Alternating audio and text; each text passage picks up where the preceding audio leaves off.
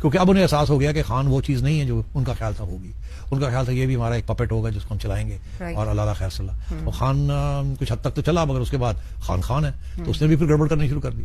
तो अब वो नवाज शरीफ को भूल गए कि नवाज शरीफ तो कोई गड़बड़ नहीं करता था, वो तो एस्टैब्लिशमेंट करती थी। इधर तो खान ने गड़बड़ करनी शुरू कर दी। तो इसलिए ये इतनी आसानी से रिवर्स नहीं होगा। ये जो वोट पड़ गया है इसके बाद तो और भी दलेर हो जाएंगे पीटीआई वाले। और ये जो टैक्टिक्स है रिप्रेशन के, ये नहीं चलेंगे। अब कैसे इसको डील करेंगे तो अब देखना ये है कि नून लीग क्या करेगी। या तो नून लीग इस इलेक्शन के बाद हिस्ट्री हो जाएगी, और या नून लीग जो है रिकवर करेगी, नए यंग लोग आएंगे। इट्स बेटर कि Noon League gets its act together, नहीं तो Noon League is in danger of being wiped out. देखिए पंजाब में क्या हुआ, मर के सिंपल मेजोरिटी मिली है यहाँ, और इंडिपेंडेंट्स यहाँ पे भी अब बड़ी तादाद वहां भी यहाँ भी टफ टाइम इंजीनियरिंग करनी पड़ेगी।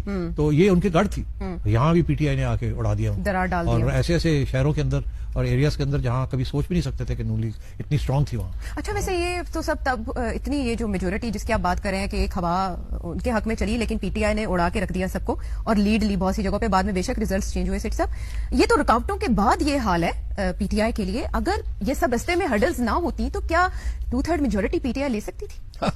ये तो जिसे कहते हैं ना इफ, अगर ऐसे ना होता तो क्या होता, ना होता है तो क्या होता? आपको पता है कि हर किस्म की कोशिश की गई कि पीटीआई को रोका जाए, तो नहीं कामयाब हुए ना।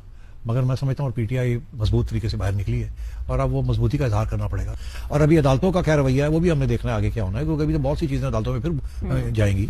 एस्टैब्लिशमेंट की तरफ से बड़ा प्रेशर होगा, get on with it quickly before things get derailed. Because don't forget उधर पीटीआई चुप करके तो नहीं बैठी हुई ना, वो भी तो उधर भी तो प्रेसिडेंट अलवी भी बैठे हुए हैं। हाँ, वो भी ट्वीट्स करके कह रहे हैं कि खुदाई करें और अपने आप को गड़े में पाए तो खुदाई बंद करें। तो मतलब है कि वो पता नहीं अब कोई नया ड्रामा हो जाए, फिर अदालतों के पास आप घूमेंगे तो उसके साथ तो बिल्कुल ही डिरेल हो जाएगा ना। अगर आपने ये जो गवर्नमेंट बनने जा रही है कोalition, अगर इसको डिरेल कर दिया तो फिर तो मैं समझता हूं कि ऐसा डेडलॉक आएगा कि खुदा न खास्ता और बहुत सी चीजें हो सकती हैं, क्योंकि इस किस्म के डेडलॉक्स फिर और ही तरीके से रिजॉल्व होते हैं। अच्छा, आप समझते हैं सिचुएशन में सदर आरिफ अलवी कुछ कर सकते हैं? देखिए ये डिपेंड करेगा ना, अगर पीटीआई का मौकफ क्या है। अगर तो पीटीआई कहती है कि हमने गवर्नमेंट बनानी है इस्लामाबाद में, और वो अदालत के पास पहुंच जाते हैं और अदालतों से कुछ ऐसे जजमेंट्स ले लेते हैं जिसके जरिए वो उनका हक बनता है to have a first attempt because they are the largest party, they can say that. अब इसमें बहुत सी रुकावटें हैं ना कि वो अभी तो पार्टी नहीं है, वो पार्टी कोई बोरो करेंगे, रेंट करेंगे, उसकी हैसियत क्या होगी, उसको चैलेंज किया जाएगा नहीं किया जाएगा, बहुत से इश्यूज हैं। मगर ये अगर पीटीआई ने अब फिर अदालतों का सहारा लेके इस सारे प्रोसेस को कोalition बिल्डिंग जो बन रही है उसको डिस्टर्ब करने की कोशिश की तो बहुत सी क्राइसिस बन जाएगी, इसमें कोई शक नहीं है। और मैं समझता हूँ कि